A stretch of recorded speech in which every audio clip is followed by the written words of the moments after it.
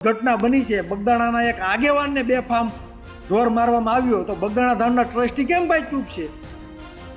વર્ષો ત્યાં સૌથી વધારે 90% સેવાકીય પ્રવૃત્તિ સાથે જોડાયેલા તે આજુબાજુના 80થી 90 મંડળો કોળી સમાજના ચાલે છે અને આ લોકો ત્યાં કોળી સમાજની બહેનો વાસણ ઉટકવા જાય છે, વાહિંદા કરવા જાય છે, પીરસવા જાય છે, બરાબર, ધામની સેવા કરવા જાય છે. તો સેવાના નામે હું આ ધોકા પડે છે તો તમારે કોઈ આવું નથી. અને હું એમ કહેવા માગું કોળી સમાજને કે તમે એક વખત રજૂઆત કરો બગદાણાના ટ્રસ્ટીઓને કે ભાઈ તમારા ટ્રસ્ટી મંડળમાં કોળી સમાજને 50% ભાગીદારી આપવામાં આવે.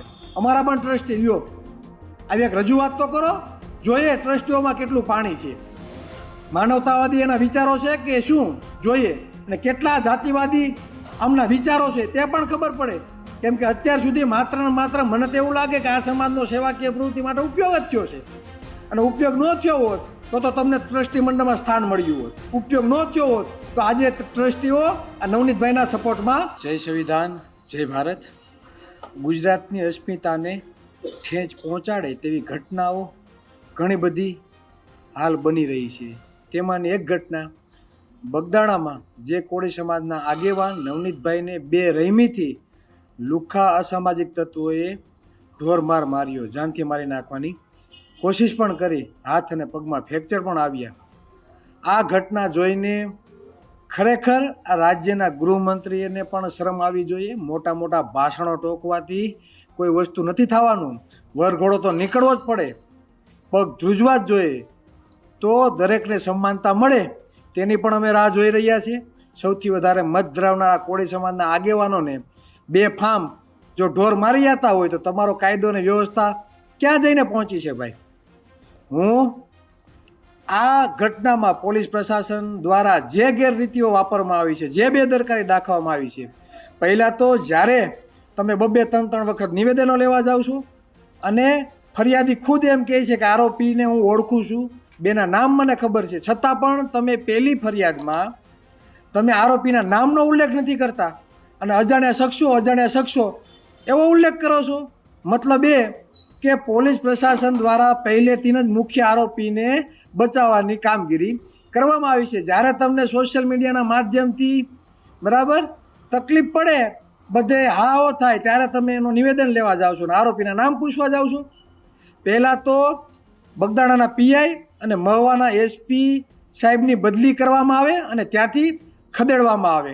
કેમ કે આવું જ્યારે પોલીસ પ્રશાસન દ્વારા આપણે એના ઉપર જ્યારે વિશ્વાસ રાખતા હોય કે અમને યોગ્ય ન્યાય મળે, યોગ્ય રક્ષણ મળે, યોગ્ય સુરક્ષા મળે, પણ પોલીસ પ્રશાસન જ જો પોતાના કાયદાનો દુરુપયોગ કરતી હોય, બરાબર, તો આમાં ન્યાય ક્યાંથી મળી રહી?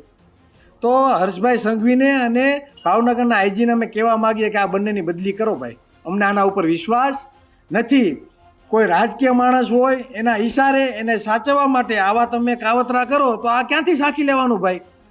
અમે એવું નથી કહેલા ફલાણો વ્યક્તિ આરોપી છે, પણ આરોપ નિર્દોષ છે કે આરોપી છે તે સાબિત કરવાનું કામ કોનું છે? ન્યાયતંત્રનું, બરાબર. એ તમારું કામ નથી, તમારું નિષ્પક્ષ તપાસ કરવાનું છે, બરાબર, પણ તમારાથી નિષ્પક્ષ તપાસ થતી નથી. બીજું એ કે જે બનાવ અને જે મેટર જ્યાંથી ઉદ્ભવી છે બગદાણા ધામના ટ્રસ્ટી મંડળમાંથી, બરાબર, માયાભાઈજી ડાયરાના માં જે શબ્દો બોલ્યા છે ટ્રસ્ટીઓના નામો પરથી, બરાબર, આ વિવાદ થયો છે. તો આજે એટલી કરુણ ઘટના બની છે, બગદાણાના એક આગેવાનને બેફામ ઢોર મારવામાં આવ્યો તો બગદાણા ધામના ટ્રસ્ટી કેમ ભાઈ ચૂપ છે?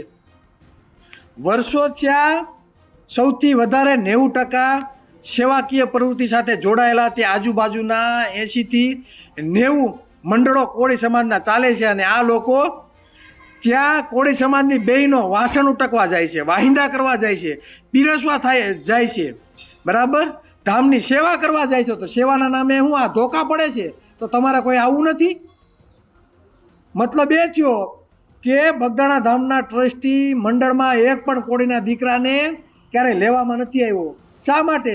કેમ કે આ કોળી સમાજ હંમેશા માનવતાવાદી રહ્યો છે, ધર્મના નામે હંમેશા સેવા કરી છે, અશિક્ષિત અને અબુદ્ધ રહ્યો છે. જ્યારે જે લોકો શિક્ષિત હતા, જે લોકો બુદ્ધિશાળી હતા, એ લોકોએ આ ધર્મને ધંધો બનાવી ટ્રસ્ટ માં ટ્રસ્ટીઓ તરીકે બરાબર પોતે ગોઠવાઈ ગયા અને કોળી સમાજને ક્યાંય પ્રભુત્વ નથી આપ્યું અને અત્યાર સુધી સેવાના નામે માત્ર કોળી સમાજનો ઉપયોગ કરવાનો. તો અત્યારે કોળી સમાજના આગેવાનને ધોકા પડ્યા છે તો ટ્રસ્ટીઓ કેમ ભાઈ બહાર નથી આવતા? તમારે બહાર આવવું જોઈએ અને આ બાબતે આ ભાઈના પડખે ઊભીને તેને સપોર્ટ કરવો જોઈએ. પણ એક પણ ટ્રસ્ટી મેદાનમાં આવ્યો નથી. હું કોળી સમાજને વિનંતી કરું છું, જે ધામમાં આપણે જે બાપા સીતારામ ઉપર અતુટ શ્રદ્ધા રહી છે બરાબર, તમને પણ હશે અમને પણ હશે, પણ એનો મતલબ એવો નથી કે માત્ર ને માત્ર કોળી સમાજની સેવા કરી અને બીજા લોકો મેવા ખાય અને આપણે ધોકા ખાવાનો વારો આવે. હું બે હાથ જોડીને વિનંતી કરું છું આ કોળી સમાજને, આંખો ખોલો. તમારી સેવાકીય પ્રવૃત્તિ તમારા બાળકોના શિક્ષણ માટે વાપરો, તમારી આર્થિક સદ્ધરતા માટે આપો, તમારા ધંધા ઉદ્યોગમાં તમે એ સેવા વાપરો. નહીં કે માત્ર તમારા સેવાનો માત્ર ક્યાંક ઉપયોગ થતો હોય ત્યાં તમારા હક અધિકારો માટે વાપરો. હું બે હાથ જોડીને વિનંતી કરું છું કે આવી સેવા પ્રવૃત્તિમાં તમે ભાગીદાર ના બનો જ્યાં તમારો માત્ર ઉપયોગ થાય છે. અને હું એમ કહેવા માગું કોળી સમાજને કે તમે એક વખત રજૂઆત કરો બગદાણાના ટ્રસ્ટીઓને કે ભાઈ તમારા ટ્રસ્ટી મંડળમાં કોળી સમાજને 50% ભાગીદારી આપવામાં આવે, અમારા પણ ટ્રસ્ટી લ્યો. આવી એક રજૂઆત તો કરો, જોઈએ ટ્રસ્ટીઓમાં કેટલું પાણી છે, માનવતાવાદી એના વિચારો છે કે શું જોઈએ, અને કેટલા જાતિવાદી આમના વિચારો છે તે પણ ખબર પડે. કેમ કે અત્યાર સુધી માત્ર મને તો એવું લાગે કે આ સમાજનો સેવાકીય પ્રવૃત્તિ માટે ઉપયોગ જ થયો છે. અને ઉપયોગ ન થયો હોત તો તમને ટ્રસ્ટી મંડળમાં સ્થાન મળ્યું હોત. ઉપયોગ ન થયો હોત તો આજે ટ્રસ્ટીઓ આ નવનીતભાઈના સપોર્ટમાં આવ્યા હોત. એટલે હું બે જ વસ્તુ કહેવા માગું છું કે નિષ્પક્ષ તપાસ થાય બરાબર, ફલાણો વ્યક્તિ આરોપી છે બરાબર કે નિર્દોષ છે તે સાબિત કરવાનું કામ ન્યાયતંત્રનું છે બરાબર. અને બીજું ત્યાંના પીઆઈ અને એસપીને સસ્પેન્ડ કરવામાં આવે કે ત્યાંથી બદલી કરવામાં આવે, અમને તેના ઉપર વિશ્વાસ નથી બરાબર. અને બીજું કે જ્યાં બગદાણા ધામમાં આપણા કોળી સમાજના જે પણ મંડળો સેવા કરવા જાય છે તો હું બે હાથ જોડીને વિનંતી કરું આ સેવા બંધ કરો. તમારા બાળકોને તમારા પરિવાર માટે સેવા કરો, શિક્ષણ માટે સેવા કરો. અને તમે એવી માંગણી કરો કે બગદાણા ધામના ટ્રસ્ટી મંડળમાં અમારા 50% અમને ટ્રસ્ટી મંડળોને સ્થાન આપવામાં આપે. તો આવી માંગણી કરો એટલે ખબર પડીએ દૂધનું દૂધ ને પાણીનું પાણી તમારો કેટલો ઉપયોગ થયો છે અને કેટલા આ લોકો માનવતાવાદી છે બરાબર. જય સંવિધાન, જય ભારત.